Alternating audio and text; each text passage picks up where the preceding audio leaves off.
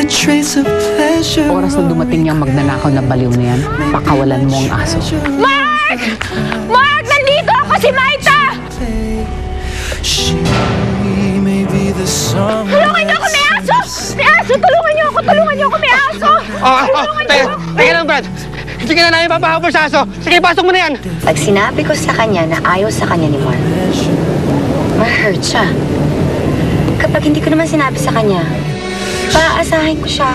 Marta, nawala na sa akin si Jessica. Ikaw ang pampalit niya sa buhay ko. Kahit kailan hindi ako magiging si Jessica.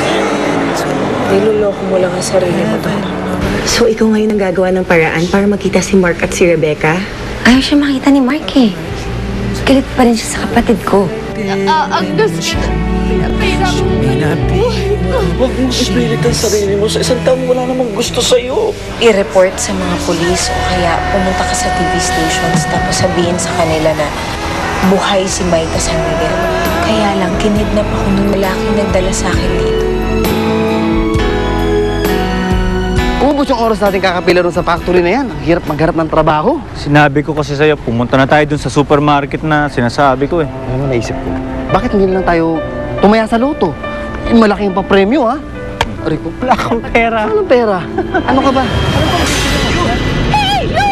Magnanakaw! Sige, hulin mo! Magnanakaw! Pulis! Pulis! Pulis! Mamang pulis! Grabe! Magnanakaw! Hoy! Hoy! Oh my God! Nahuli yun, ha? Ano sa inyo ba? Naku, thank you! Thank you so much! Wala naman. Tara. Just wait, please. May nabot. Nakapagod po, ma'am. Yeah. Sakit. Ako, ma'am, huwag na po, huwag na po. Please, Hindi na po. please, I owe you this. Ako po. Thank you so much again. Yes, maraming salamat. Thank you. What's your name again? Clifford po ang pangalan ko. Clifford? Ako si Dante. Ante, thank you so much, ha? Sige ho eh. Maraming salamat. Kumitutuloy na ho ah. Pag Mag-iingat ho kayo ha. Kayo rin, ha? Ingat po kayo sa... Thanks, Dante. Sa Manila. Wala ko nang wala. Hi, Miss. Ganda pag-usapan niyo ni Maita kanina. Bakit ho? Miss, pwede ba yung napag-usapan yung dalawa, hindi nalalabas yan sa loob ng kwarto? May mga paraan ako para magpatahimik ng tao.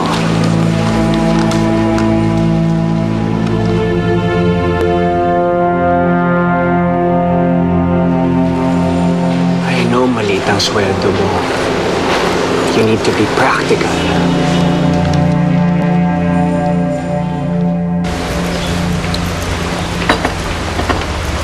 Dad? Oh. Si Rebecca po uminom pala kagabi. Tapos ngayon, ang dami pong bote dun sa kwarto niya. Hayaan mo muna kapatid mo. Pero bantayan mo. Dad, pero hindi naman kasi lasinggero yun eh. Hindi mahilig uminom. Tapos ngayon, hindi magising ha. Sobrang kalasingan. Ligpitin na lang natin ang kwarto niya. Pag nagising siya, baka mahimasmasa na din siya. Natatakot ako kasi baka anong gawin nun eh. Mahal na mahal niyo po kasi si Mark eh. Pag nagising siya, ilabas siya ng kwarto. Ha? At huwag niyong hayaan na maisip niya na hindi siya gusto ni Mark. Huwag niyong babanggitin ang pangalan ni Mark para hindi siya malungkot. Virgilio.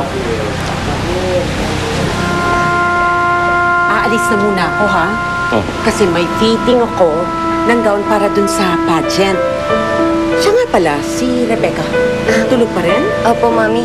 Si Rebecca nga po. Sandali, I told you. Kung magkukwento ka lang sa akin, may sasabihin ka na nakaka-stress, nakakadagdag ng wrinkles, tsaka mo na lang sabihin pagkatapos ng pageant. Bye.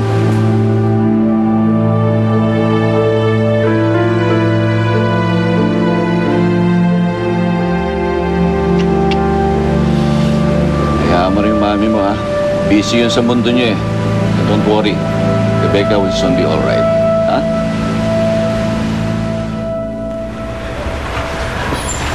Nurse, ano nang balita? Na-i-report mo na ba sa pulis? Sino na pinagsabihan mo? Nurse, bakit ayaw mo magsalita bigla?